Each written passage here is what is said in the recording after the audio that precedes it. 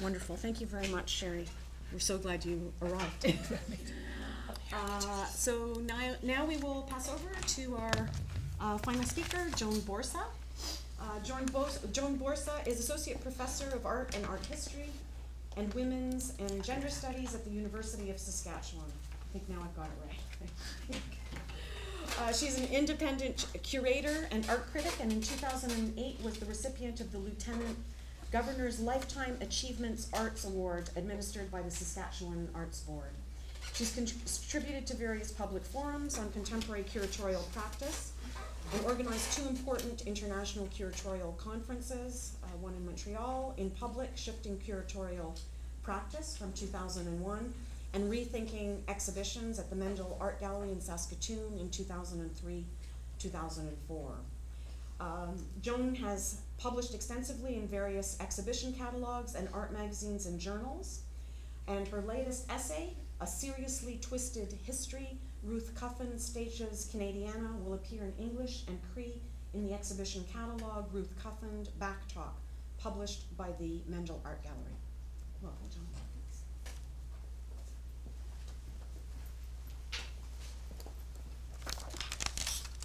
Hello, everyone.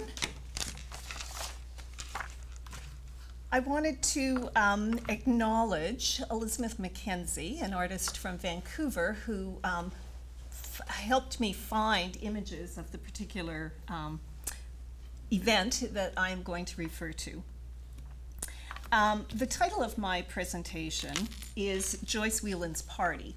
I'm going to leave this image on for a while. And, whoops, let's go back. There. I'm going to leave this image on for a while, and then we'll come back to the others. So Joyce Wieland's Party is an event that happened in Toronto in 1987. I was a participant in the staging of this particular party. And although 1987 seems like a while ago now, as I have learned from many artists and writers, often one feels compelled to return to a particular memory or event to explore the significance of its meaning or impact. So this presentation is in some way about Joyce Wieland and her impact on feminist art in Canada. But it is also about the importance of remembering and recording stories about feminist art practice, feminist communities, and feminist actions. It's not my intention to analyze Wieland's practice, particular artworks, or bodies of work. Rather, I wish to consider the circumstances surrounding Wieland's 1987 retrospective at the Art Gallery of Ontario, which motivated an action or a resistance on the part of a particular group of Canadian women involved in the visual arts. I will explore how a particular gesture, a party, not only functioned as an instance of feminist resistance, but a form of art criticism enacted in a public space, a type of grassroots, socially engaged, and localized performance which constitutes its own articulation of Canadian women artists' history. So in 1987, Joyce Wieland's long-awaited retrospective exhibition opened at the Art Gallery of Ontario. It's important to mention that it was the first retrospective of a living Canadian woman artist at this key art institution. As cultural critic Cass Banning asked in her article in C Magazine, what forces, historical, critical, partisan, or otherwise, induced the AGO to designate Joyce Wieland as their representative first other? In fact, this retrospective of Wieland's work was not initially the Art Gallery of Ontario's idea. In an interview with Adele Friedman prior to the exhibition opening, Wieland makes it clear that she had to ask the AGO for the retrospective. Indeed, in a variety of sources, it is suggested that Wieland did more than ask. She persistently reminded the director and curatorial staff that she deserved an exhibition. Ironically, once the exhibition was confirmed, the gallery's publicity announced that the show was a tribute whose time had come, and proudly emphasized that this retrospective is the first ever afforded a living Canadian woman artist at the AGO. It should be noted that Wieland's 1971 exhibition, True Patriot Love, was also the first solo exhibition given by the National Gallery of Canada to a living woman artist. Prior to the opening, there was an undeniable sense of anticipation in the air. To begin with, Wieland had not had a major exhibition for some time. Given her mythic status as the leading living Canadian woman artist, her satirical interrogation of Canadian identity and myths, her experimental and multidisciplinary practice, a certain buzz was to be expected. In addition, the combination of the AGO's skillful publicity and numerous pre-show articles and interviews in the Canadian press signaled that Wieland's exhibition was not to be missed. For some of us, the excitement was about the symbolic recognition of an important woman artist. One of our own was finally being granted a retrospective at a major Canadian public institution. In our minds, the exhibition heralded a new era for feminist art practice, a public acknowledgement of its maturity, diversity, and impact within a Canadian art context. So from the perspective of Canadian women artists, curators, and art historians, there was much to celebrate. For the year leading up to Wieland's exhibition, a group of Toronto-based feminist artists, curators, and critics had been meeting regularly to discuss each other's work and the challenges we faced as women building careers in an often inhospitable art world. No one remembers exactly how and why we came together, but it is likely that we were the outgrowth of a video project initiated by the artists Elizabeth Mackenzie and Judith Schwartz, which documented 102 Toronto-based women artists. What I do remember is that we were particularly keen about Wieland's show and the opportunity to encounter the different bodies of work under one roof. We also looked forward to reading the catalog essays by Lucy Lepard, Marie Fleming, and Lauren Rabinowitz. Although in the months leading up to the exhibition, there had been speculation about why two of the three writers were American and what this said about the state of and support for feminist art writing in Canada. We wondered how the nuances of Wieland's references to Canadian political and social content would be understood and interpreted through an American feminist lens. And we also wondered how critics would respond in general to her radically diverse bodies of work, her subversive play with high and low art hierarchies, and her recurring themes of nationalism, ecology, and feminism. In previous reviews of Wieland's work, it had not gone unnoticed that there was a tendency to question whether she was being too patriotic or too feminist, when not being too kitschy, incomprehensible, or cliched. Several reviewers unnecessarily referenced her plump cheeks, dimples, glasses, clothes, and matronly appearance, as if reluctant to pursue a more rigorous discussion of her contribution to feminist and contemporary art practice.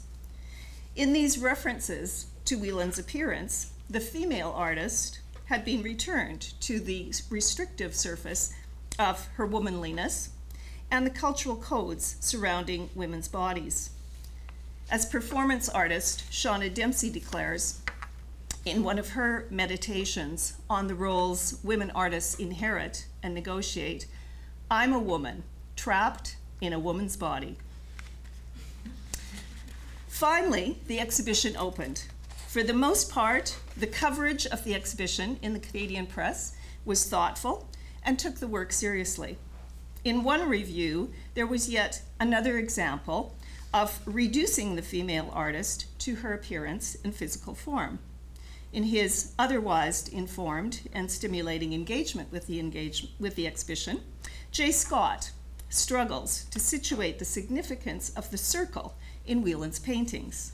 He references psychic wholeness and well-rounded integration, and then declares, "Wieland herself is both rounded and well-rounded, a plump woman whose physical form reminds one of her softly inflated motherly quilts."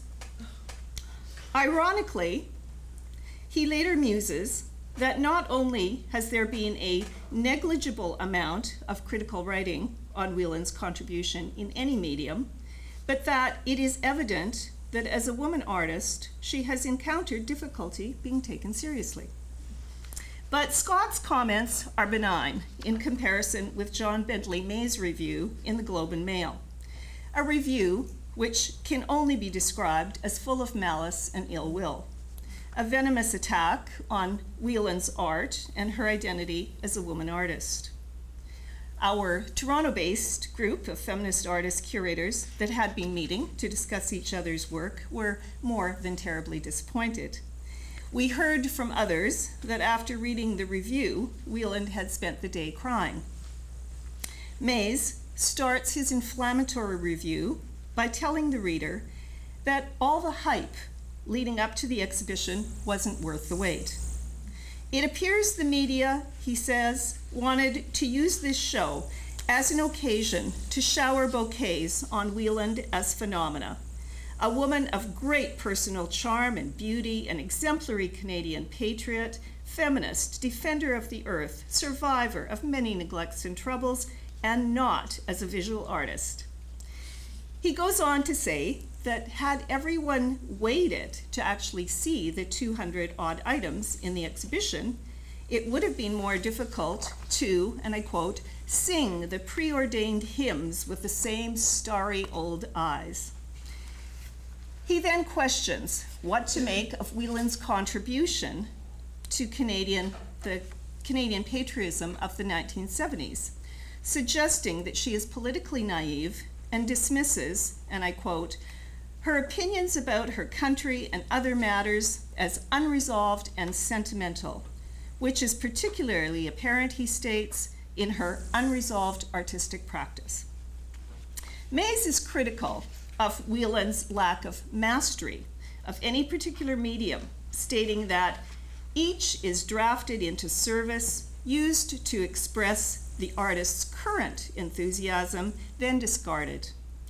He goes on to say, "The devotion to the great world that she has so often urged is not a devotion she apparently feels to artistic practice, other than filmmaking." Now, others, of course, have recognized Wieland's mixed media works and experimentation as predating the shifts in art making and processes that became avant-garde. The inclusion of personal and political issues, the focus on sexuality and gender, the reclaiming of women's traditional crafts, the use of text as both image and content, and the confidence to risk examining one's own identity and social context.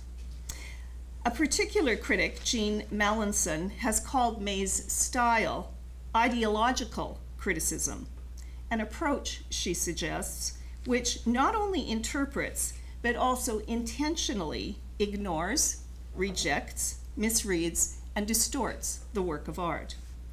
Mallinson wrote her remarks in response to a particular review of May's, where he was dismissive of Phyllis Webb's poetry. This predated the Wieland review by a decade.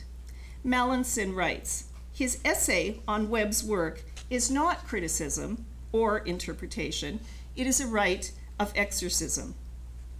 And as a point of interest, 3 years later, after the Wieland review, May wrote just as dismissively of Emily Carr, stating that interest in Carr's work had more to do with her usefulness as an example than her accomplishment as a visual artist.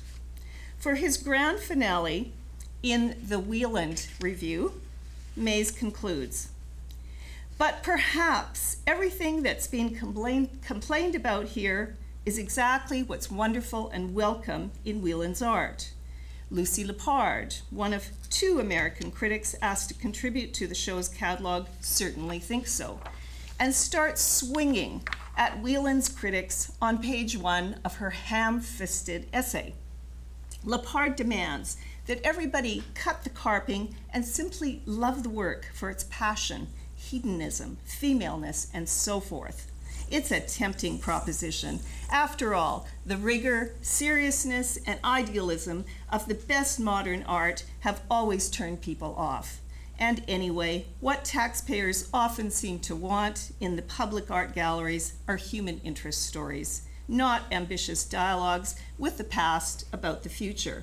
Perhaps Lepard is on the side of the angels. If so, many an art critic, including this one, had better start getting used to the kind of hot, hot weather that exists down below." End of quote. Our collective response to the condescension, which characterized the review, was to place an advertisement in the Toronto Globe and Mail for a new and critically responsible visual arts critic for Canada's leading national newspaper. Much to our delight, the ad appeared without any editorial changes. Given that we used a Globe and Mail post office box number for the address for applicants to apply to, we were quite surprised that our intervention made it through the system. The exact wording of the ad responded to and appropriated particular comments in May's review of Wieland's show. And I quote, "Canada's leading national newspaper desperately needs responsible visual arts critic, not interested in mastery and not threatened by the other, to provide informed responses to contemporary work by women artists. Search Committee, the League of Women of great personal charm and beauty, exemplary Canadian patriots, feminists, defenders of the earth, survivors of many neglects and troubles." The ad cost $245, and our group, who now went by the name the League of Women of Great Personal Charm and Beauty, each contributed $10. In my notes, which details who contributed to the cost of placing the ad, the following names appear: Colette Whitten, Elka Town, Arlene Stamp, Jane Martin, Anne McGilvery, Cynthia Scott, Renee Van Helm, Elizabeth McKenzie, Liz Magor, Cynthia Short, Sandra Gregson, Beattie Popescu, Barbara Steinberg, Toby McLennan, Carol Bigwood, Judith Schwartz, Carol Lang, Susie Lake, Janice Gurney, Therese Bolliger, and myself. The very public forum of our intervention and the sense of community and empowerment that resulted generated a great deal of goodwill. We decided that a celebration was in order, and so for the closing of the Wieland exhibition, we organized a potluck picnic and party in the Grange, adjacent to the Art Gallery of Ontario, with Joyce Wieland as our special guest of honor. At the picnic, Wieland was asked to speak. One of the things she talked about was the experience of meeting with the director of the AGO and being in a position where she felt she had to grovel for the show. The picnic party was a way of publicly expressing gratitude to Joyce Wieland for her work and influence, and a way to demonstrate to ourselves and others that many women artists would follow her inside a variety of Canadian art institutions. Now, the people who met in terms of the group that were doing studio visits and having conversations were not all at the party, and there were additional people that came to the party. A couple of extra names, such as Jean Randolph, Irene Whittam, others that I'm forgetting right now. Tenhoff, yes. The very public forum then I have to just make sure that I've already read this. Okay, so in these images, you will recognize then that this was a reference to her O Canada animation image from 1970. And these t-shirts were actually produced as part of the exhibition and were on sale at the AGO. There's various references, I think, that came up during the party. And I won't read out the names again because there are different people that we can't identify, that we don't remember who they are. But there is this particular image where Joyce Wieland decided to expose her breast. And here she's enacting some of the ideas around defending and being the nurturer of the earth, according to Mays, and plays on her own work where Canada is represented as a nude woman suckling two beavers. My story then about Joyce Wieland's party develops a particular instance of feminist resistance, which was directed at building community and affecting change in the institutions and processes that frame our individual and collective work. This particular action is but one example of the events, many of them unrecorded, that have taken place across diverse Canadian cultural geographies. I believe these form a subgenre of what we might consider activist art, and expand, contextualize, and complicate our reading and interpretation of Canadian art history. As a distinct form of feminist mobilization and intervention, actions such as the one I have described enable critical perspective, expose conventions, enthusiastically interrupt and pervert existing meanings, and in general do their best to turn history around. With great flair, these instances of feminist intervention not only confidently engage in both art and everyday worlds on their own terms, but in ways that rally the troops and rejuvenate even the most jaded feminist spirit. They also remind us that one of the strengths of feminist art and feminist resistance, like feminism itself, is that it is rhizomatic. It is unpredictable where it will next appear and in what form. In her article, Not Just for Laughs, Women, Performance, and Humor, Toronto-based performance artist Tanya Mars suggests, the ability to laugh at something allows you to finally demonstrate your control over it. This is not to say that satirical gestures sit on the surface or that they are not serious about social change. As an antidote to the anger and inertia that a regular diet of marginalization can produce, Mars goes on to quote Suzanne K. Langer and her views on the emancipatory role of humor. Laughter is not a simple overt act, as the single word suggests. It is the spectacular end of a complex process. As speech is the culmination of a mental activity, laughter is a culmination of feeling, the crest of a wave of felt vitality. Laughter is a song of triumph.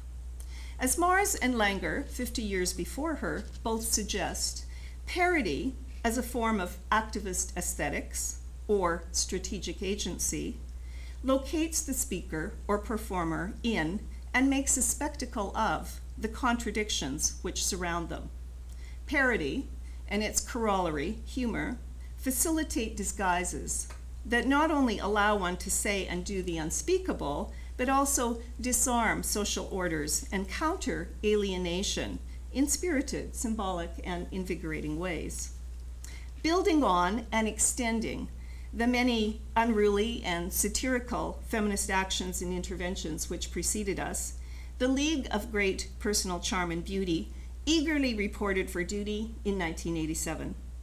As our particular and localized grassroots action has now been referenced in two books on Joyce Wieland, one, Joyce Wieland, A Life in Art by Iris Noel, and Joyce Wieland, Artist on Fire by Jane Lind, it appears that instances of feminist resistance not only function as a type of context-sensitive art criticism, but a site of articulation of Canadian women artists' history.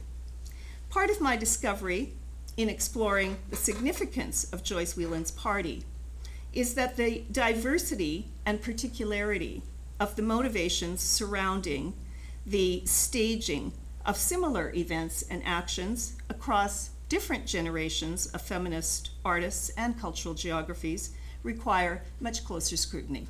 Thank you.